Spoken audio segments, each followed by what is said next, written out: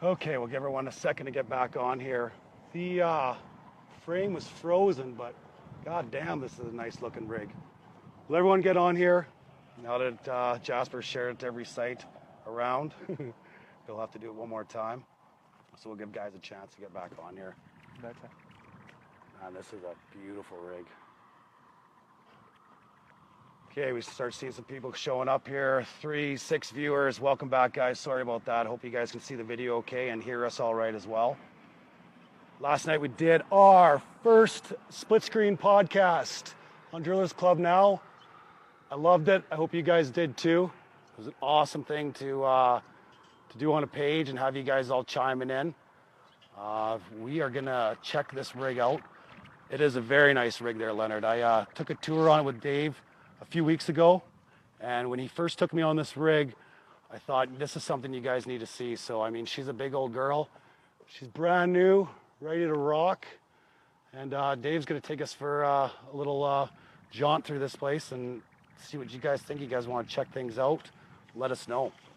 So I don't know if you guys could hear at the beginning of the last video, but Dave was just explaining about the whole theory behind the naming of these rigs. Did you want to touch on it one more time there, Dave? Sure, yeah. So as I was saying, the idea was taken from the World War II fighting planes and bombers.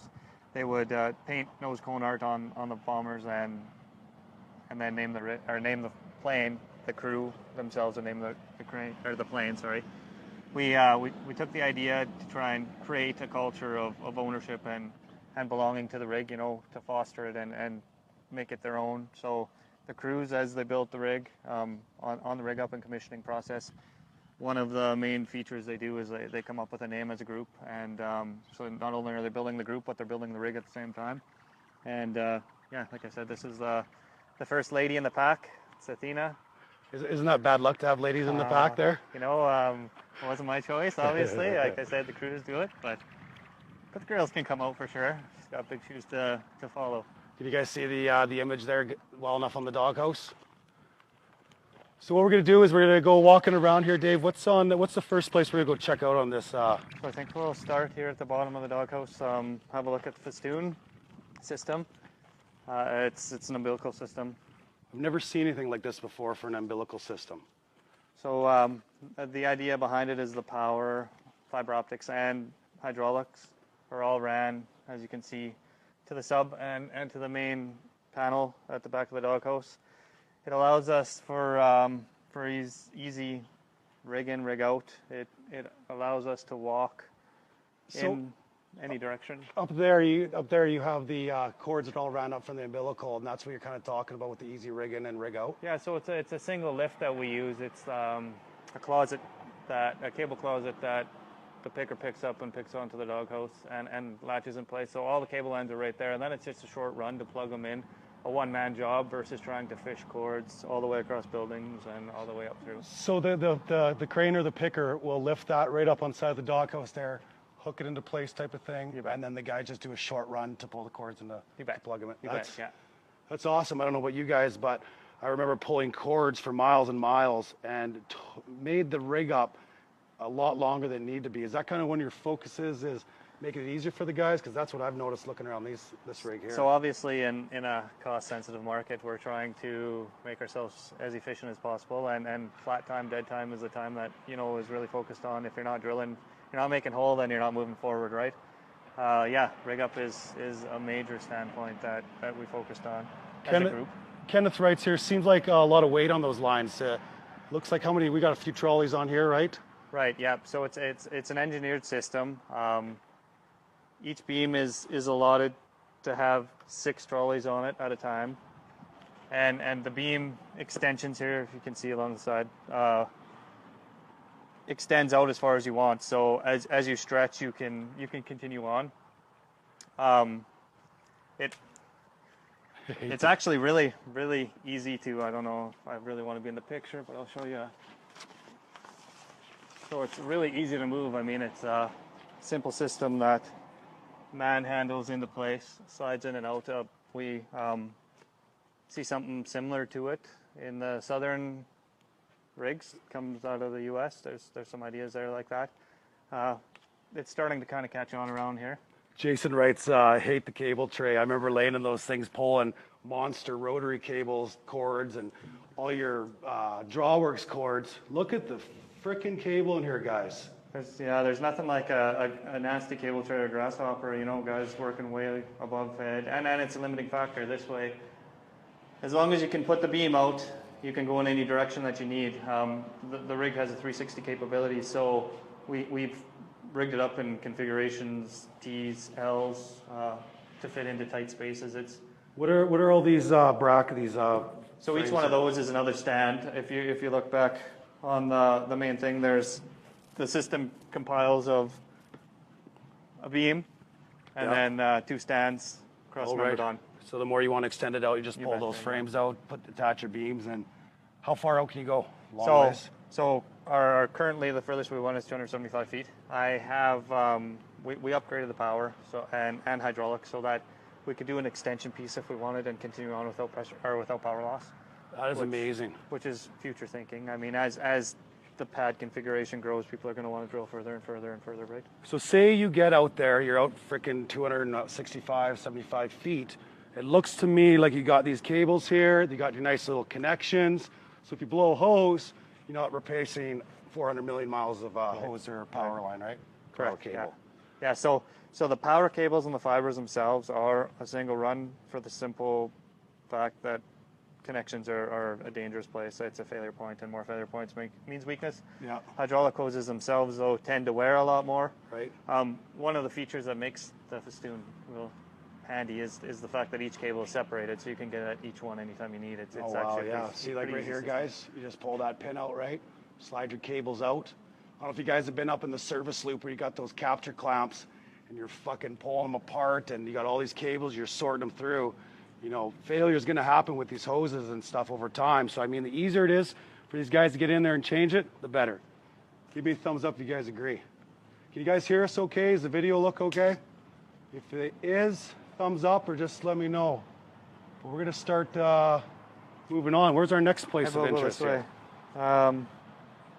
It is a nice umbilical, I must say. That's how my old rig was there, Joe writes.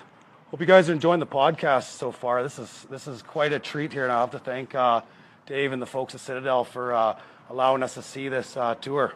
So, to our left is a boiler. It's pretty simple piece of equipment. 125 horsepower boiler.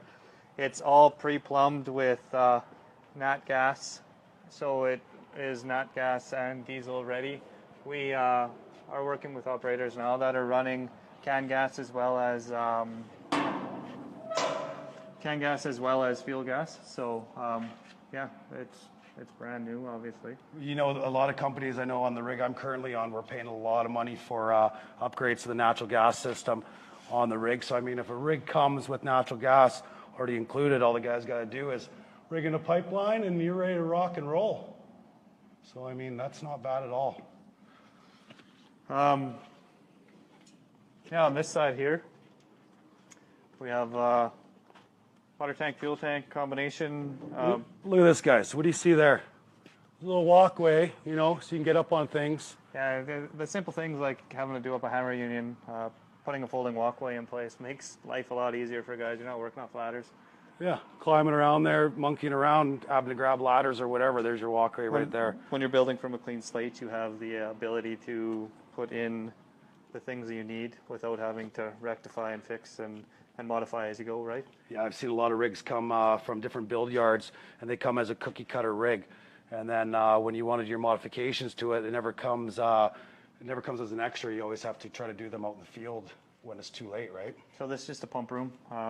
Fuel pumps, water pumps, spill containment, lip on the floor there. Those are important for you don't want to have no spills, boys. Got the fuel here. And a hose to fill the loader. There we go, or the slip tanks, right? Because nobody ever does that. That's right. No, I must say, when Dave originally took me on this tour, the thing that got me the most was just the user friendliness for the rig hands working on it. I mean, you guys know what it's like rigging up a rig and how much of a pain in the ass can be. And now that the oil companies are pushing harder and harder, it just makes sense to make it easier on the guys, right? So where are we right now, Dave? So we are on top of the fuel tank. It's a 50,000 liter TC44 fuel tank and water tank combination in an effort to keep loads at a usable amount. We've split the tanks, and it's the outlook of the rig itself. You can get across the entire complex from this point. It's easy access. Oh, yeah, say the walkway right there in between where you can just go across and each one has a walkway. Easy access, and it just eliminates that. Well, maybe I'll just go up there quick without a belt kind of situation. No doubt. You know, you have it handrailed off. You have it an easy place to get to, and makes things a lot easier for everyone. What do you mean? Nobody ever goes on the roof without a belt. Yeah, that's right. Yeah. I love the colors. What do you guys think of the colors? If you enjoy the colors of this rig and the layout of it, give us a thumbs up. Make sure you share this. Hope you guys are enjoying the podcast so far. All checker plate up here, no slips. And then we got the generator houses here. Is that what we're looking at? So we are on top of the VFD house right now, and the 3 generators next to us, next to the complex. 2 pumps, spacer, and then the festoon. So if you actually come over here, you see BOP. Okay, I just had a little bit of a connection break there. Go ahead there, Dave. Sorry. Everything becomes a short run. This is your BOP lines. Yeah. Ran to your festoon. Your festoon becomes just an extension cord, right? Right. So you tie in from your VFD building in directly, short run, and then the same thing if you look along here between the pump houses. In just 2 different tie-in points. Right, see down there, guys, the cords where they're just jumping in there. So all these short runs, you're not running a million miles of cords, and definitely helps with the rig up time and also troubleshooting, right? Yeah, and it eliminates the need, like we said before, to stretch things out over top of every building. Well, it looks a lot cleaner too, right? Like I've seen accumulator lines laying on top of the building roofs, and I mean scrubbing around those bad boys really sucks, and I think you guys agree as well. A clean rig's a safe rig. A clean rig is a safe rig. Well put. I'm digging the handrails. I mean, some companies they need to think about this stuff when they're building them, is to get those up, because the guys, there's a will, there is a way. So we're heading back downstairs. One thing I did notice, you guys can still hear us okay. We're seeing how these new mics work, and I hope everything's going all right and the picture's good. When we were walking along here earlier, you were showing me these mats here. They're interlocking. These have double layer type of thing, right? So these ones are CLT mat, cross laminate mat. They are ran and laminated together. You can actually see some in the build process. Some of the glue has come out. It's to lighten the mat up, to give it some strength and ability to flex and come back into play without just pushing the beams out. Yeah, like I mean, I've used mats with the walking rigs, and they get crushed into a horseshoe, and you got to flip them back over and try to bend them back, and they never bend back the same way. Yeah, so they come as a coupon pre-built, and then you obviously have to get the framing. The matting company puts the framing in, and so this room has a fair bit of. Okay, guys, we're gonna go into which room are we here? This is the VFD. So we might lose a little bit of service here, but we'll see what we can do. So if we do start losing, don't go away. Just stay tuned, all right? Okay, so we have monitors, all of our generator bays, highline power ability. So where's that? Oh yeah, that's nice. So you can tie directly in the power line if you want. The rig's populated with 4 generator bays. It has 3 generators on it. The 4th one is a redundancy, possible later add-on if ever need be. Yeah, she is nice in here. And the drives, MCC, and a whole lot of air conditioning. Yeah, she's hot in here right now. Look out for that sleeping motor hand there, Cody writes. What are we, guys? We're 8 o'clock on a Friday night. Dave has volunteered to stay back and show us. Look at this. What we got here? Look at the customization. Hey, there's some pride right there, boys. Where are we now? So we are in the generator complex.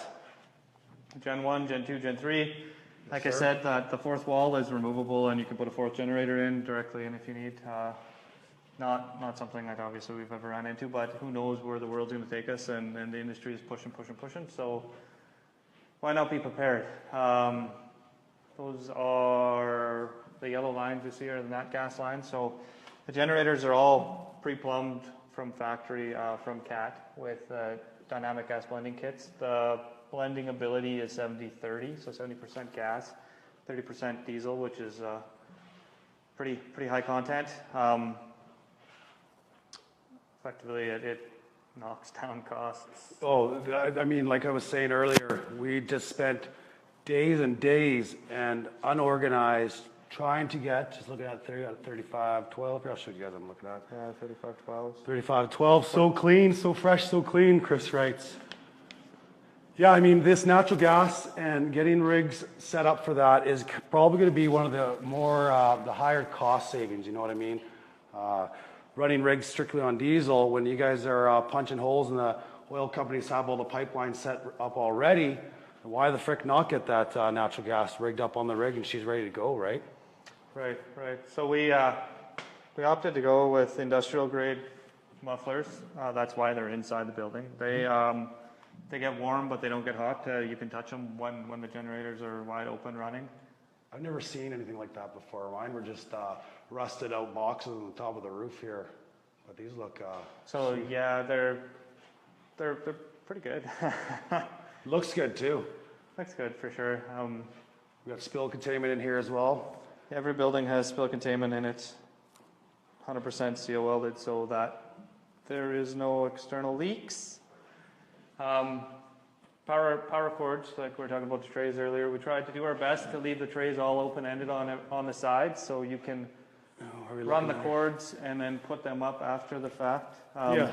So what, I'm 6 feet here, and I'm able to reach the top of these cable trays without a ladder.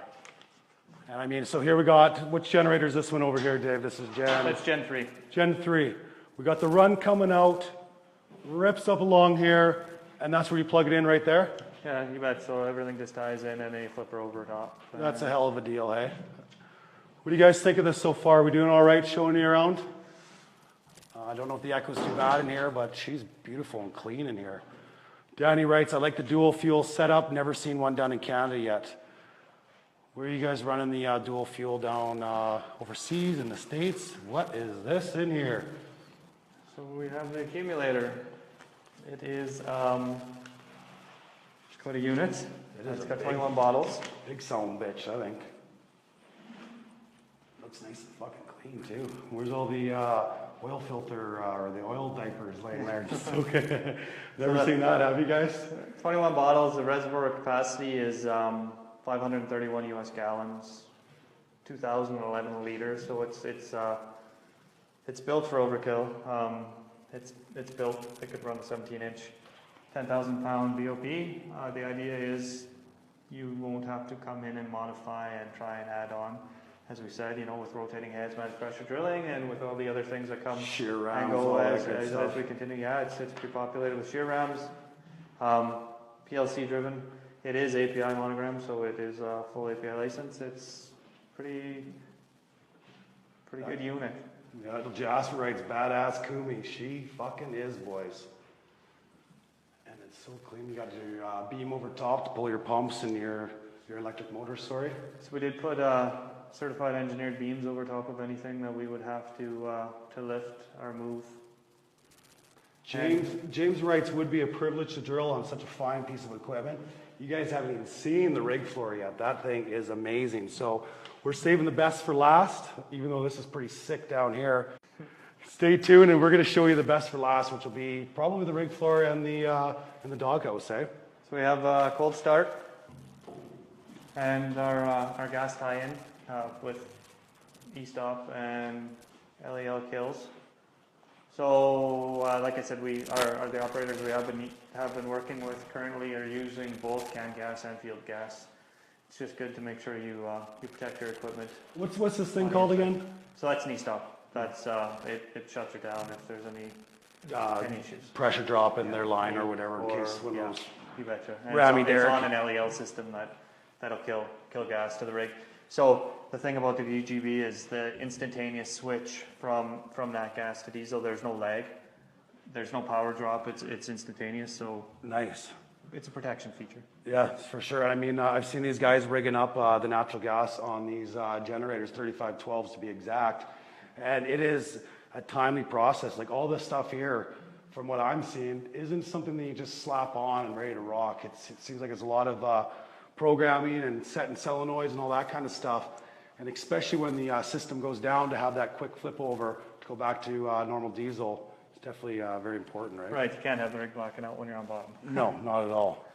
So what we got here, Dave? Just tool house, oil storage. Just a little tool house, you know, Yeah. beautiful air compressor. All the tools are in, oh, we were missing a few, but Yeah, that must be that sleeping motor hand, hey?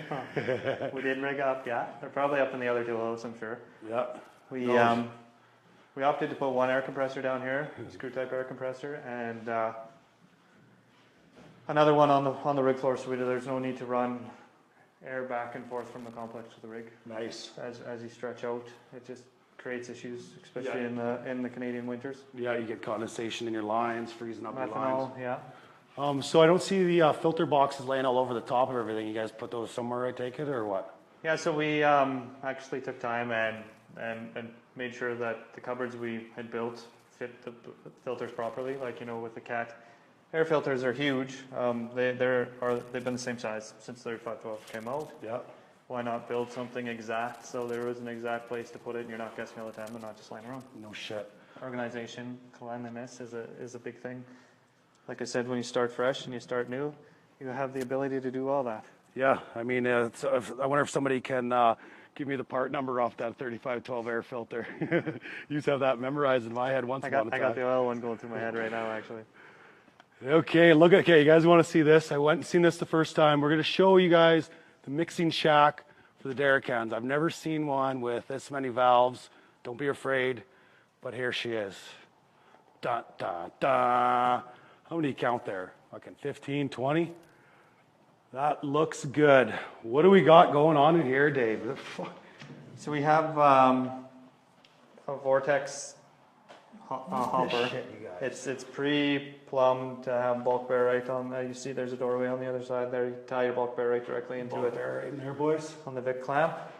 It's part of a shearing system. That little turbo looking thing. This looks like the turbo they stole off my truck the other day.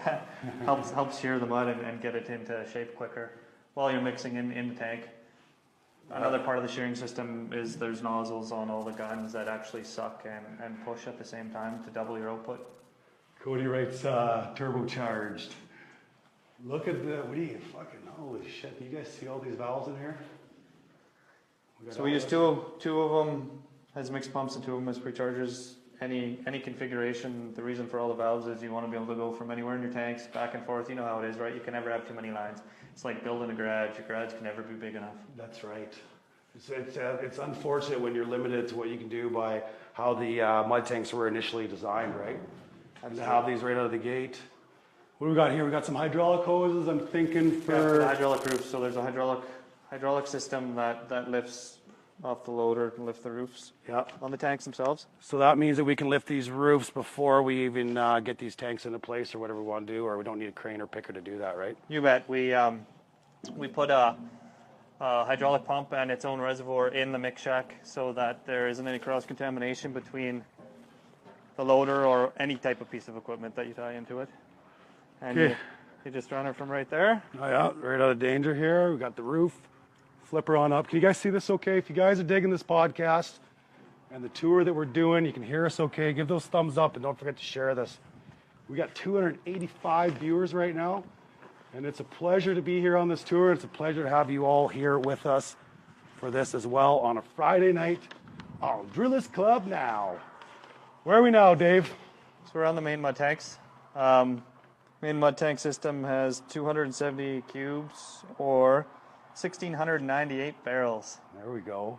It's enclosed. The idea behind the enclosed mud tank is to keep fumes down. Obviously, to drill with the invert or other materials or other fluids like that creates a lot of vapor. You guys know what that's like, right? Sitting on these tanks, fucking dying each a little bit every day. So I think most companies these days have an exposure limit plan that ties to wearing masks and respirators as much as possible after 15 minutes, most of them. The idea is to simply try and keep not only fumes down. I think it started a long time ago with centrifuges. They were plumbing the exhaust off centrifuges off into the other direction, and you know it started to keep the rig clean. Does the same thing for the mud tanks. I got a lot of hums there. No, it's all good, man. This is beautiful.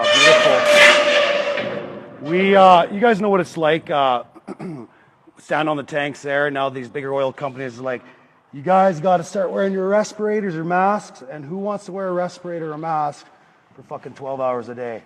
Because I know you guys don't go for smokes or anything like that either, right? So we coated the mud tanks with a white plastic coating to allow us to see into them better. I'm gonna try to drop my phone down here and show these guys inside.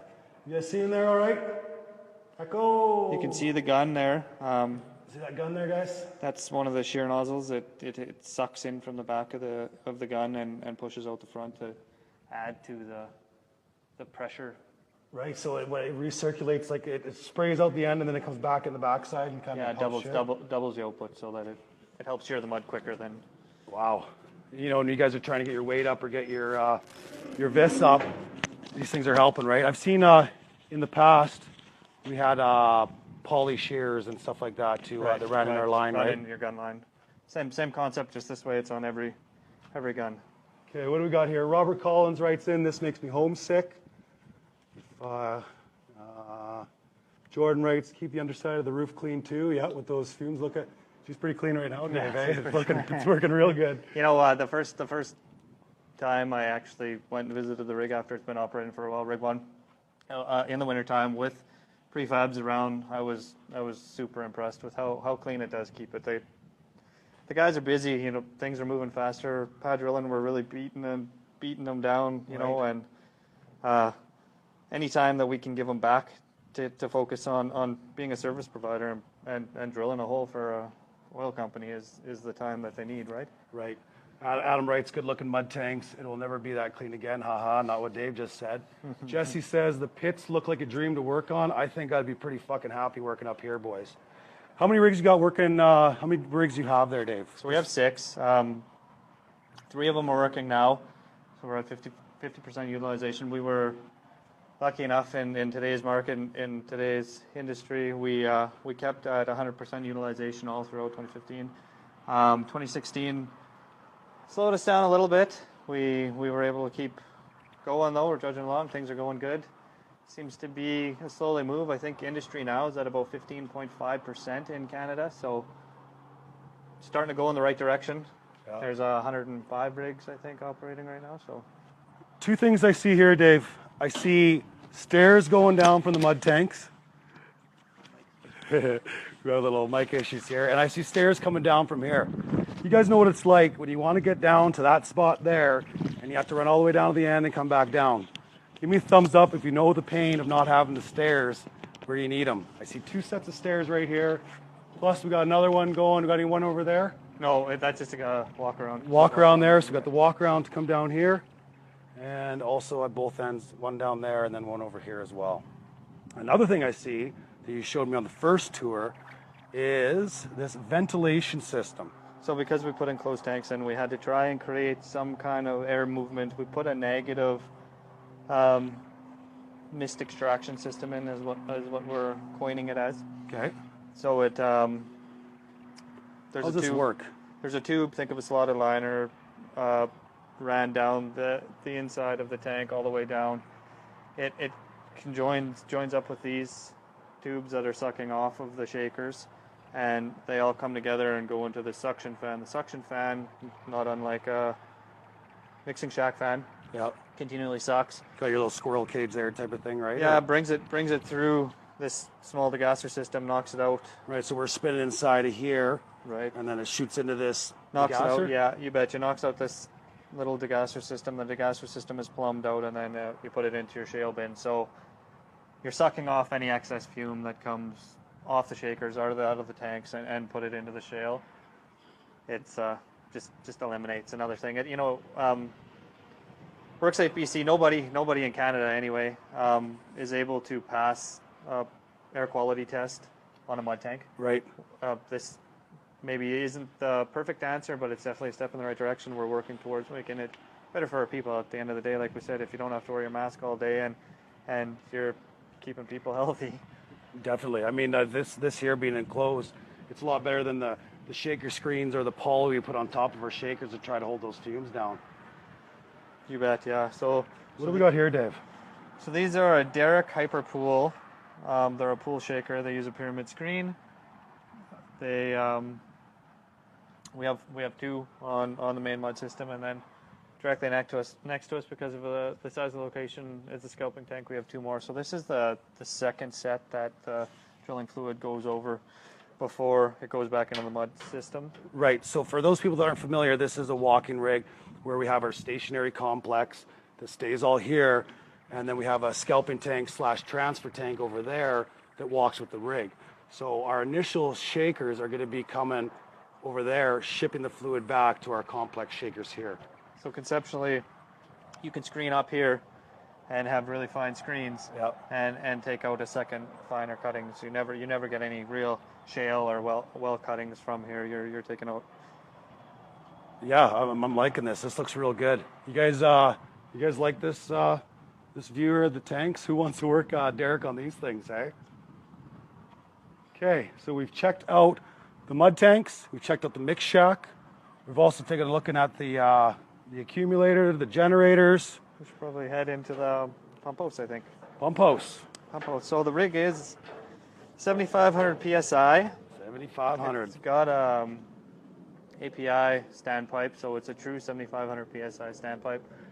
There's quite a bit to the welding procedure to make sure that it is true.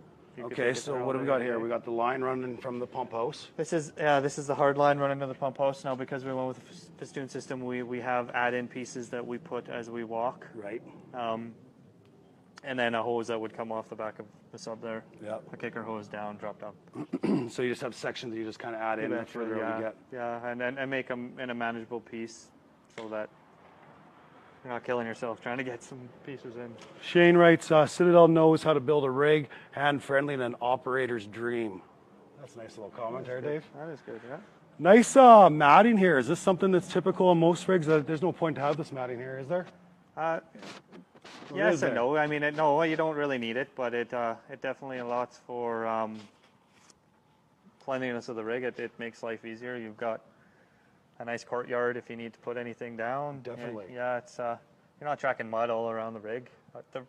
For the initial investment as a company, it makes sense. Definitely. I've seen on lots of doubles where, you step off that matting and you're in no man's land, so the more matting, the better. Okay, so this is the pump hoses. Should we go in here, guys? Check it out. Give us a like if you're enjoying the tour so far. It's Friday night and we're up in Nisku showing you guys the rig where you guys are all having beers and probably through Ryan Cokes, I'm sure, too. Just like the other buildings, there is spill containment and throughout the building. This looks different. These pumps look different from what I'm normally seeing in the past. So these are a White Star Quattro. It's a 4-cylinder pump. Yes, They okay. are a really bad pump. They are a Quattro, so we've got 4 liners, 4 suctions, 4 discharges. The idea behind a Quattro 4-cylinder pump is Look at these bad boys, you guys. is a steady revolution of the heads. You don't have that third one with the fourth one in there. Your stop gap in between is shorter, so Yeah. you're getting the pulsation is better. Hence why there's just 2 little pulsation dampeners on, Yeah. one for each double cylinder. So they are 2450. An example is so a 5-inch liner is good for 7,500 psi, and one of the pumps will pump 1.8 cubes, or about 399 gallons, I guess is what. And they are a 145 stroke pump. 145 stroke pump. So like the pumps that I'm used to pumping with are getting up to like maybe 3.5, 3.6. We can go to like what, 5? So this one with 6-inch liners, still good for 5,300 psi, and each pump is good for 2.6 cubes. Amazing. These are some nice looking pumps. How are they to work on? You guys have them on the other rigs or just? Yeah, so I guess as a company, all our rigs, the back ends, like I said earlier on in the podcast, all our rigs are very similar. We have 2 styles. We have a TAC 1 and a TAC 2. The only difference between the rigs is the sub, mast, and drawworks. The back ends are completely the same. We have 2 White Stars in every one. We have the exact same mud tanks, exact same scalping tank. Joshua writes, love those pop-offs, quick and easy and quick change. You guys seen these pop-off valves before, eh? I didn't see these two a few years ago, but you know, you got your nail, and correct me if I'm wrong, but your pressure starts getting high and it bends this nail. Correct. And it's just a simple change of putting in the rated pop valve for that, for whatever pressure you want, right? Yep, you bet. Yeah, you're right there. That is Joshua writes, I love those pop-offs. I'll give you a like for that one. James Holder writes, oh my God.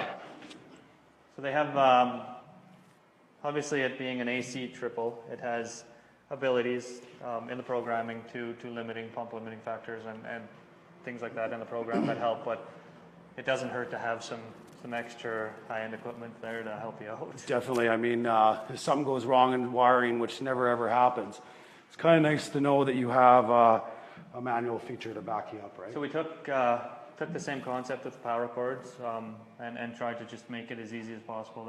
That's your rigging for your pump house right there. Wow. I remember like took four guys in a red-headed step child to rig up our power cords to the 6 pumps. feet of cord, plug them in, and Look at that, guys. What, this little gap here? that's it. Yeah, everything else stays, right? So it's just that little gap, and you're good to go. So we just pull those out, time off, whatever you want to do, ready to rock. Yeah, you bet. What is this right here? So this is a jog switch. It is a very low RPM switch that turns the pump over. You can change heads and liners. So you don't need the snipe and the flywheel. Yeah. So, and I mean, historically, there's probably been way too many times that anyone will admit, but that they've even betracked that somebody's left the snipe on or left the wrench on, and somebody's got it, or I've heard about that. Or went through walls, or this is just a way to limit that. There's no hands-on needed. Somebody just commented earlier, those are Amerimex? Amerimex 2400. Yeah. Yeah, watch for overhead heating issues on the Amerimex, Stefan writes in. So we've had, this is a 6 rig. We have been in a Duvernay play with high pressure, and actually have had zero issue. We've been very impressed with how much jam they have and how well they do. We have. What is up with a tool board in the pump house right by the pumps where you need it? Yeah, so we put a tool board, a vacuum, and dragon heater wash gun in the pump house. Where's that dragon heater? Right over here. There, yeah. You guys seen this thing run before? You inject the steam and the water, and you got yourself instant hot seat. I don't know if you guys have seen that. Just to make life easier, as well, because we put the extra generator bays in the VFD, we had to add some electrical into the spacer building. We decided to put all the lockouts and main MCC for the pumps in this building here, so that it's right here when you're working on it.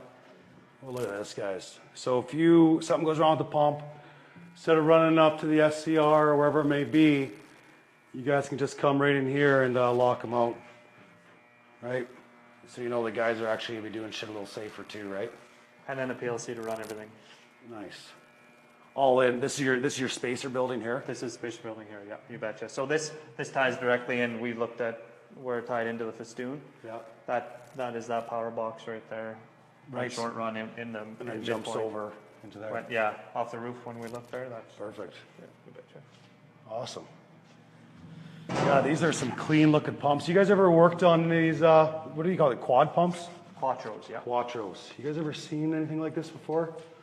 Or is this kind of a offshore type of thing? Sean writes in, I love log remote switch. Sean Berg just joined in. Hey, Sean. Just finished surface hole with Citadel 2, pumping 3.5 with those pumps. Never skipped a beat, Frank Jasperson wrote. Good. Frank's an old driller I used to work with. Good to see you, Frank.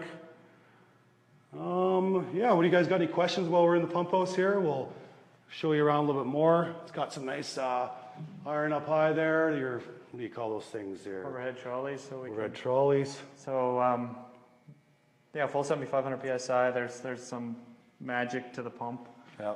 The pump design holds the module in instead of being bolted on the outside of the pump. It allows for a lighter, stronger product. Yeah. Then a simple 4-bolt manifold and 2 super bolt system pulls it out, so the modules can be changed out really easy. Look at that shit. What the fuck is up with that? I've never seen that before. So you put the end result to torque that module in is 60 foot-pounds of torque and then you go all the way around like a tire. Yeah.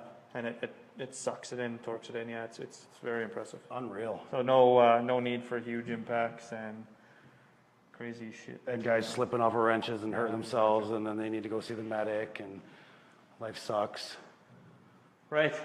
The idea is to keep everybody happy, healthy, and safe, right? That's right. Got a nice little pop valve pin chart. Thing that mysteriously vanishes, and guys are just relying on their tally books. You guys hear us okay? How's the tour going so far? Don't know how we're sounding, so if you guys can give us a thumbs up. Hello, Justin from Wyoming. Good to see you. We got Jeff Hoffman. I built that rig. And what else we got? Still listening to it with an open-end wrench. So where are we off to next, Dave? So we can go into the sub, or we can go into the scalping tank. Where do you guys want to go? You want to go check out the substructure, or do you want to go check out the scalping tank? I'll let you guys decide which way you want to go. Which way to go, the sub up in there, Dave? Yeah. We can get in either way. We put multiple access points. So maybe we're just as well off to go up this way. Okay. Just something to point out, something simple like putting a landing where you plug power cords in so you can get in and work. That's all that doorway is. Alonzo wants to see those the pumps again. Well, Alonzo, you have to watch us over again because we are on a time restraint budget here where we can only check out so many things at once. Everyone's telling sub. Seller, sub. Should we do what the people want there, Dave? Let's do it. Okay, so this is a sub, obviously. The system, like we said, is a walking rig. It grabs the tank, manifold, and degasser at the same time and walks with it all in one run. Can you guys see that little key up there? So that when the rig lifts up, it grabs this whole... Yeah, it grabs everything. So you pump out the system, because it's just a transfer system, back to the main tanks, and away you go. Maybe we'll walk around the side, and I'll show you the front quick, and then we'll go through the... How deep you all drilling there, Wayne asks? So depending on the play, but TVD usually is only between 3 and 3,500 meters. Yeah. And horizontals, depending on the operator, they can easily double that. 6,500 meters. Yeah. Well, that's good. Does it walk with the BOP or is it on a separate Wrangler? Well, guys, we're going to go inside and check out the sub. We're going to save the floor for last. I don't know if you guys can still hear us. So let us know if the audio dies or something like that. I got batteries back at the truck. So it is done, and we are prepared to go to work one day. So this is just the top drive carrier. Yeah. We bring that up to the rig floor and set the top drive in it and leave it there for when it's time to crane off. Look at this bad boy. I wanted to point out the drill line spool there on the toe. It is part of the walking system as well, so it's always right there. Mm-hmm. I've seen a few rigs where you have to take the drill line off and when you want to walk it or whatever. So I mean that's nice to have that you don't have to take unstring the blocks or do shit like that, right? Absolutely, it's makes anything you can do to make it more efficient and effective. You're making yourself better, right? And the idea is to continually improve and get better at what you do. Look, you got little windows there for the roughneck that's stuck in the sub there scrubbing, hey? Having a go over for sure. Maybe we'll find that sleeping motor hand, hey? So yeah, let's go around. There's a side door we'll go through. What size of drill line you got there, Dave? Someone asked. So Troy? it is an 1 3/8 drill line. Okay, I seen one thing here too. We'll hit her when we get on that scalping tank. Just look like some tensioner cables to allow you to pick it up straight when you start walking with it. Yeah, you betcha. Yeah, it's just to assist with height. Okay, guys, here we go. We're going to walk into the substructure on Citadel Rig 6. So this is the bottom box. So we got box on box. Doghouse side box on box, you bet. It's a Cameron, the box on box rig comes with a Cameron 13 5/8 type U with PBRs, blind rams, and an annular. Pretty. Wow, she's pretty sparkling in here. Pretty basic stack configuration for Canada, I would think. One of the things we do is we're trying to build a culture and trying to build a better place for people to be. We do simple things like add hydraulic wrench pack to the rig package. All right, guys. Hydraulic wrench pack for the boys to nipple up and give them a hand, right? Also, look at this here. We got some ratchet straps, the big strong ones, going there to level and straighten out your BOPs, hey? Yes, yes. So instead of jumping up on the stack with a cat bar and a bar, you probably grabbed a wrench because you lost all the cat bars. The guys are down here, tighten these up to send to their stack, eh? You betcha, yeah. So this is where some of the magic of the rig happens for sure. This is a walking beam. It's got a 3 meter clearance, allows you for wellhead clearance. Yep. It has the ability to be swung out while in operation so that you could walk past, swing it, and if there was something, a tree perhaps that stuck up higher. It leads into the walking feet. Holy fuck, look at these boys. The rig has 360 capability and full XY, so those doors you see they're pinned, they flip up and pin open, which allows the foot to go in any direction you want it to go. Look at this shit, guys. It's kind of like an Optimus Prime idea. Yeah, definitely. And so it's 48-inch stroke, 360 rotation. It is ran hydraulically from an HMI screen, and it is turned hydraulically from an HMI screen. So the driller typically stands over there by that PLC cabinet right there. That is his home base. Plugs in. We didn't want to go wireless because, well, just like our wireless microphones, you can run into some issues when you have noise, and you don't want that holding you back. So we hardline it in. Has ability to go within the sub anywhere he wants and let her go. Awesome. So the rig walks with obviously the VOP's hanging, a full rack of pipe, complete complement of the rig. The walker's rated for 2 million pounds. She's a big old bitch. I like somebody wrote that the looks like a bitch to scrub. I came up on box and boxes all my career, and yes, you are right, they are a bitch to keep clean. But up in Canada with the cold winters, you will respect the box on box a lot better than you'll ever respect a scissor sub. This beam here for walking is probably one of the highest beams I've seen for clearing wellheads. Yeah, it's obviously some thought and effort was put into the design of it. Somebody wrote shame about the wireless. Hey? So the idea behind the box on box is it allows you so much more space. There are a lot of scissor subs out there for sure. The concept was really good when they were using a bridle line mechanism to lift them, but then once they started making them bigger and bigger and putting bigger rams in them and making them heavier and heavier, you're not getting any further ahead than you are any longer. This allows, like you said, Canada, it's cold. Winter drilling is pretty much 10 months out of the year, right? So it definitely makes things better. Yeah, man. What do we got here? We got some... So these two cylinders, I'll show you what they are after. Just maybe make note of the cylinders in the bottom box. See the cylinders down here, guys? I'll get a little better view for you. So we've got two rams running here. We've got the hoses, and then there's another ram over there. Can you guys see it? Give me a thumbs up if you guys can see those rams, or else I'll get a little better shot for you there. Box on box for sure. Justin Spence writes. Let's go through some of their comments while we're down in here too, Dave. Sure. Kobe writes in, I would love to move it. Let's get some thumbs up here, guys. I can barely see the screen right now because you guys are flying them across. Amen to the box on box comment. Jamie Zenner writes in. Oren writes, in North Dakota during the winter, the power wash will never stop in there. That is very true. So we've taken some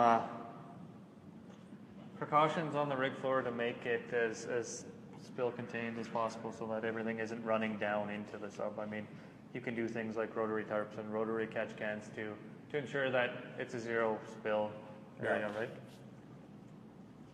This looks, what do we got here? What are these controls for here? BOP handling, trolley. Yeah, so these are actually, so the trolley, yeah, that's where you move your trolley. You control your trolley completely, and this is if you want to manually control each foot. So you can do each foot, or you can do on an HMI screen. Nice. So I'll show you the trolley. Maybe let's go up to the next box, and we'll... You guys got any more questions while we're down here before we head up to the next level? Harley writes in how many loads to move. So it's 57 loads with a complete complement of pipe. That's 15 pipe tubs. Wow, that's not bad at all. You guys think about how many loads you say? 57. 57. Yeah, with 15 pipe tubs. That's it's a pretty tight package. Yeah. That's full matting, 7 loads of mats. Is it a 10K stack? It's this one is a 5K. 5K. Kobe writes about 100 loads. You are wrong. Okay, we're gonna head upstairs. You guys have any more questions while we're down here? Let us know. So many trip hazards. It's not bad actually. I just wandered around staring at my phone there, Brody, and I didn't trip over a goddamn thing. How much? Keep in mind, guys, we just might lose your service every now and then. As we are in the substructure here. So we're in the upper box. We made kind of a simplified festoon version umbilical for the BOP trolley. You see that, guys, there? The BOP trolley, same kind of system we had outside. So the BOP trolley we showed you, there's full pass-through that can go from front to back of the sub completely. You rip all along these skids here, right?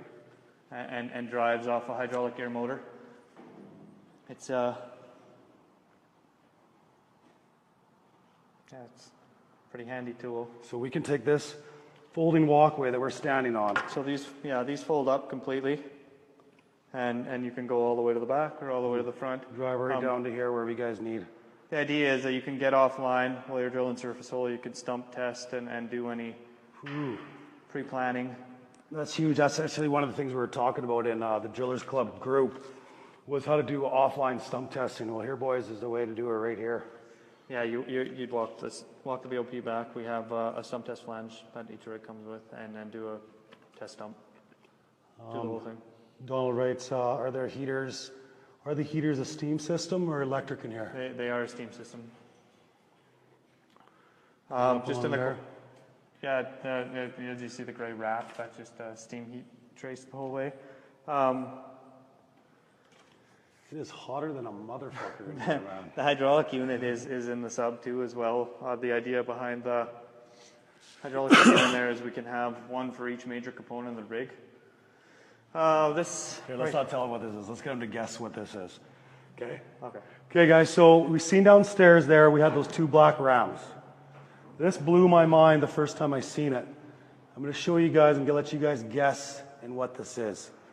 So you can see some sliders here. We've got some rams that run up to this box. We've got some kind of frame here with some hoses hooked up to it, pinned, all that good stuff. What in the world do you think this would be for, you guys? Rams for the Iron Roughneck. First guess, Troy writes in. Yeah, you want to explain exactly how this one works for him there, Dave? So the N3 handrails come out, and the pins above here. There's 4-pin system, knock out 4 pins, and you drop it in. The idea is that you drop it in, you unhook, and then drop your rams into the bottom box for a move. You don't have to handle it, then everything stays plugged in. It's a simple feature, and it stops you from having to handle a wrench. I mean, a wrench is $250,000 piece of equipment, or whatever the case may be. The less you have to fool with it. It's not stuck on top of a load. It's in a safe, secure place for move, and Definitely. and it's there when you get to the other side.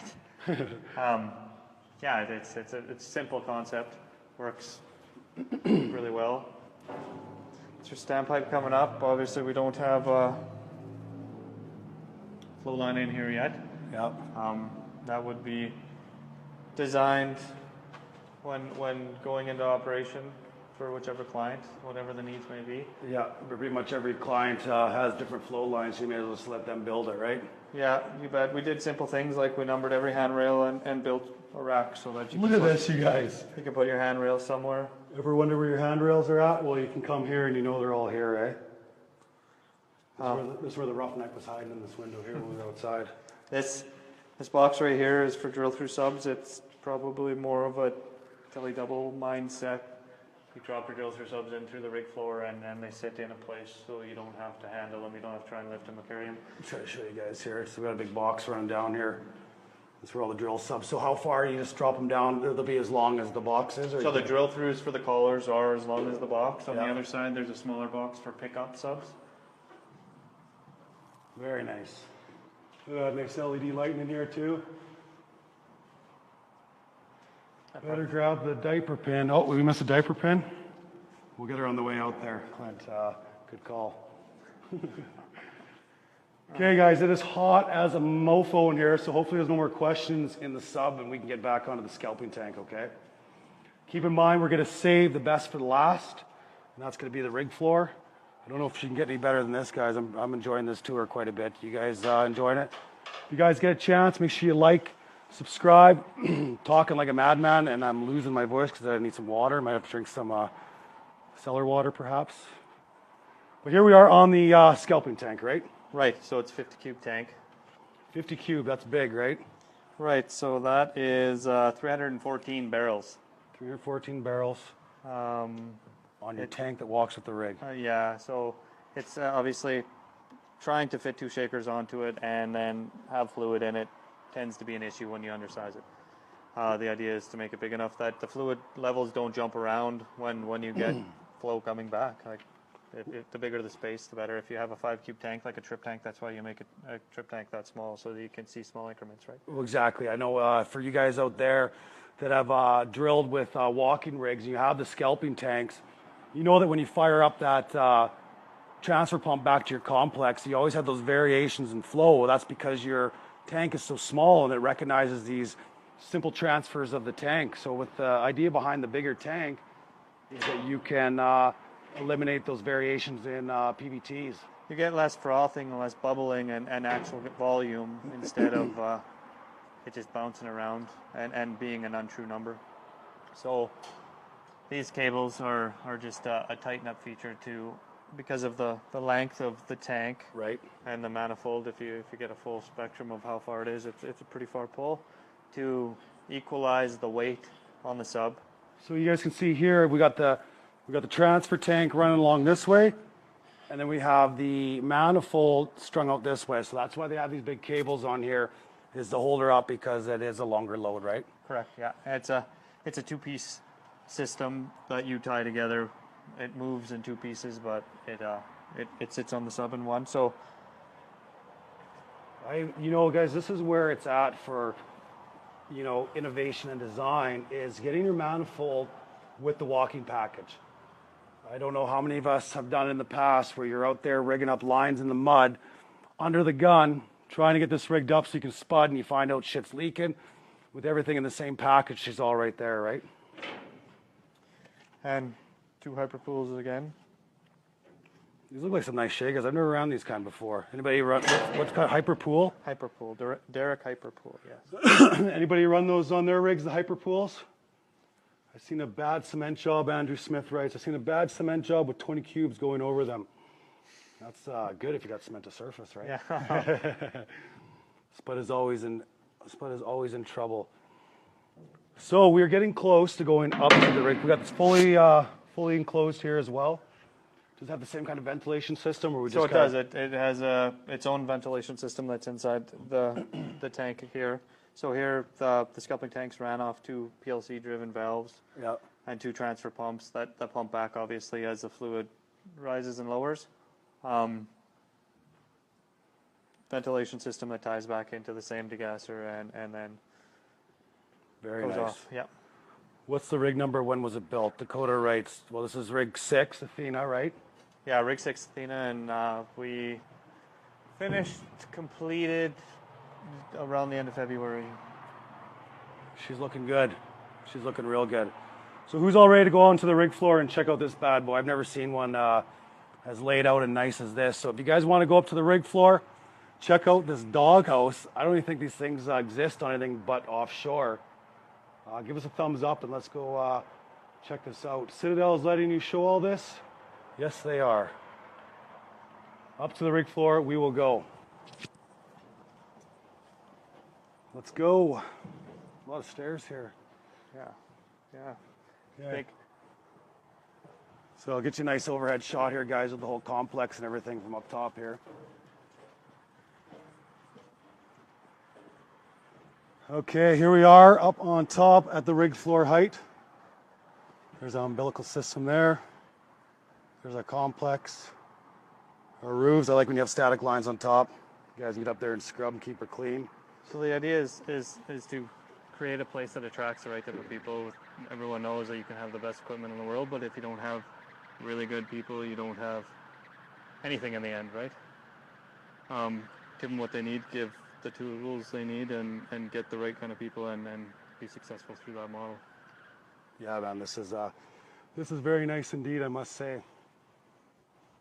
Somebody said head on up the ladder. I don't know if I really want to climb up there tonight. I might get hit by an airplane. We're close to the airport. Okay, so here we are on the rig floor. You guys see okay here? Right, so what we got? We got an air compressor separate from everything else. There we go, we got some lights. I'll get a better view from the corner here. You want to take them through and show what we got here? Just air compressor, vacuum, hose, press, some tools. Nice tool board out the floor here. Fittings, another wash gun, so there's one on the sub and one on the rig floor. That way the guys don't have to share. Nobody likes to share the wash gun except for those, especially those greedy derrick hands, right? Some well-placed tools to allow us to get the things that we need. I can't believe we have their own vacuum up on the rig floor. That's awesome. Yeah, I mean, this is where the work gets done. At the end of the day, this is where the drilling fluid is, and this is the place that needs to be clean. Okay, guys, here's your first shot of the rig floor. We will take you around. I'll get some better views here as we get going. This is, they've got stairs right down to the sub from here, eh? Yeah, so just another entrance point. We wanted to make sure we had lots of ways in and out and around the rig. We got ladders up to the A-leg pins, knock them out. When it's layover time, I take it. Holy, she's looking good up here. All the way down to the bottom there. And we're getting low on battery. 20% left, boys, so we'll take you for a quick rip here before the battery goes dead. Drawworks, 2,000 horsepower drawworks. We put some anti-slip in the gapping. Nice. Keyguard it so that when you wash, it doesn't all go down there. Yeah, because I mean, that's half the battle is keeping that shit up on the floor, right? Right, so we have, inch at 3/8 drill line, 2,000 horsepower drawworks, man rider, 2 winches, 2 booms. All hydraulically ran from there or from remote. Look at the view here, guys. So what do we got? Somebody was asking how many horsepower drawworks? 2,000. 2,000 horsepower drawworks. 2 1150s running it. Look at this room here, you guys. So right here, you want to take all your shit. It goes right in here, right? These walkways. Yeah, you put it all in there, and then the walkways fold up and create containment. Got your I-beam up top, taking all your subs and stuff. They got the rack. I'm going to show them the tong jaws. Absolutely. I was walking around up here, and look what they got built here for all your tong jaws. I don't think I've seen them this organized ever. Have you guys? Built from factory, from spec, with that already incorporated. I mean, fuck, that's awesome. So these are the doorways that I was talking about in the sub. For drill throughs, so you put your drill through subs in. Oh yeah. All drill subs go in there. All neat, out of the way, right? Amazing looking rig, guys. Awesome setup. Ronnie writes, great idea. Hydraulically ran Look at this, V-door. guys. Hydraulically ran V-door. So where's the controls for that bad boy? The controls right there. Want to open up your V-door? Come here, function your handle. The door's automatically closed for you. Nobody getting in the way, falling, no belts needed. Okay, let's take a look up the derrick and see what she looks like from the floor. So what kind of top drive we got there? So it's Canrig 500 ton, 1250 AC. It's Jeez, look at the blocks. Nice custom design there, hey? yeah. I like that. You guys see that? It says Citadel Drilling logo emblem on the side. Nice track up there too for your service loop. Is that what that is? That is, yeah. That's a Gore truck. The Gore truck, not unlike a Genie, it runs along the backside of the derrick. All power cords are accessible easily. Then the track itself, the torque tube track, is integrated into the derrick. Someone else, where's the key for the V-door? We put some thought and energy into the layout of the floor, so we could still have racking capacity, but enough room between the racking table to actually get some tools up onto the rig floor. Yeah, awesome, right? So you're saying you got all this room to rack back pipe, but then look at all the room you got to work in when you're bringing shit up on the catwalk, right? I know you guys are trying to cram all this pipe when you're racking it back, and then it comes time to lay down your BHA, you're all in this pinch point in the dark fucking alley and can't see anything. Or handling rotating heads or any other. Rotating heads, all that stuff. You just got to kind of plan how you're going to rack back your pipe so you can actually work after you're done. Okay, we don't know how much time we got left on this battery for this phone. This here is the camera. How many of these you got around the rig? So there's 2 in the derrick, 1 on the floor, 1 at the back of the mud tanks, at the back of the catwalk, and 1 on the scalping tank at the shakers. Look at that, boys. Look at that. I'm just gonna go in here and shut that AC unit on. Dave's gonna go turn off that AC. We'll take one last look here, guys. We just got the catwalk down there. She's a beaut. Hope you guys are enjoying the podcast here. I think Dave's doing an excellent job showing us around. I'd like to especially thank Citadel just in case we get cut off before this. But we're gonna go in the doghouse and we're gonna show you something amazing in here. Okay, where are we at here now, Dave? So this is the doghouse, the brain, driller's chair. Yep. You see that all right? There's a few little screens around here, eh? Yeah, so there's 4 integration screens. 2 we run our program off of. 1 is an EDR system screen, and the other one becomes the wrench and the top drive screen with your weight indicator in front of you. Weight indicator right here, guys. Right where you need to see it. There's your floor. There's your weight indicator. People that build rigs note that. I wish they had that kind of stuff where you need to see how many guys have been trying to stare across the floor, turn your head to the right, trying to see where the weight indicator is, and that's probably one of the most important things. Then they'll have the weight indicator rigged up on the far side of the floor, the pump pressure to your right and your torque to the left, so your fucking head's rotating around like a bobblehead, if you guys know what I mean. Give me a like. This one's right in front. What else can we control from this chair?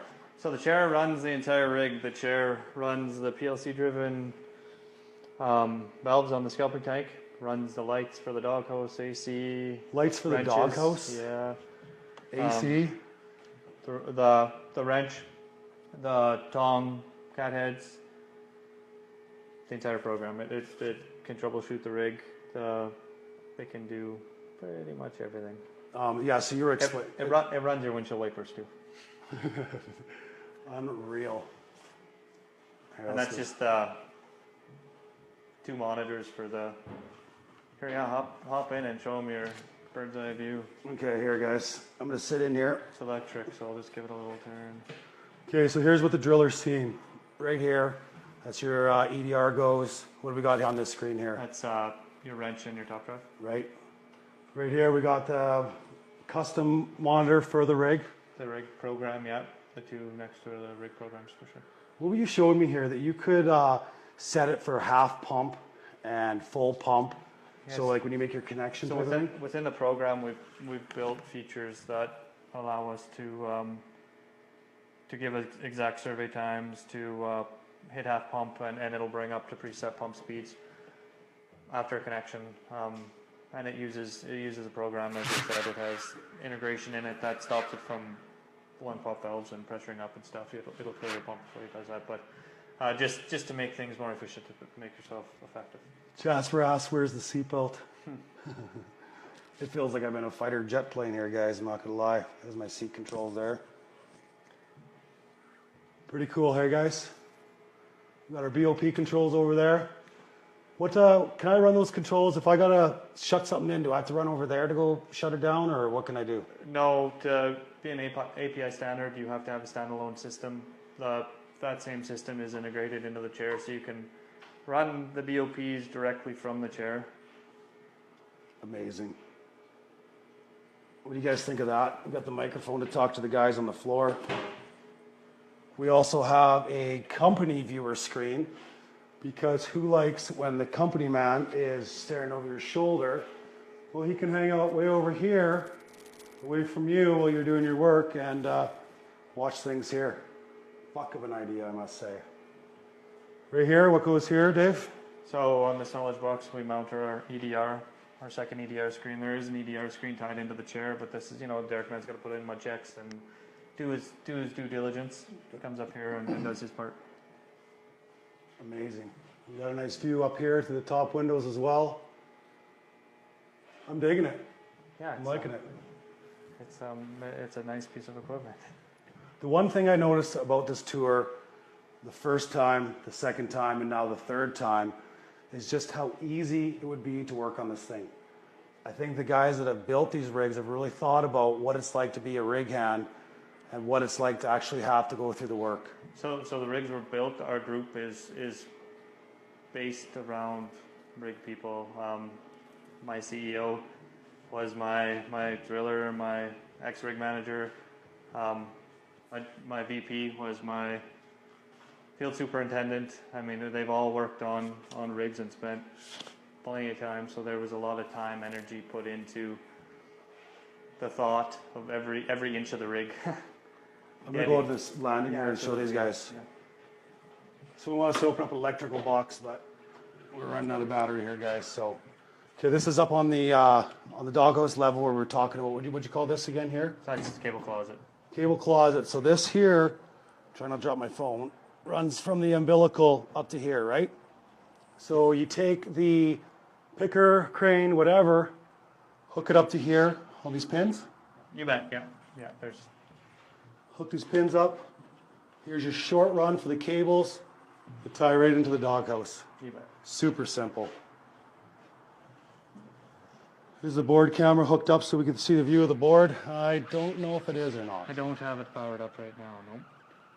Well, guys, lose my voice here, and I need to get a drink of water or some beer. I think it is Friday night. I'd really like to thank Dave and the people at Citadel for giving us this tour, and I hope you guys all enjoyed it. I'd like to thank you guys all for checking out and staying online. I think this is the most viewers we've had online, and that's because this was an awesome tour. So if anybody has any questions, we'll try to eat up a few more minutes of the battery here, but I think we're getting close to running out of battery on the phone. Guys, just saying thanks for the tour. Get climbing. I don't have my belt, so I'm not doing that there, Cody.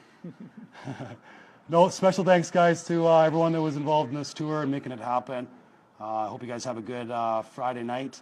And stay tuned to Drillers Club as we have a lot more podcasts and good videos. And it's all because of you out there.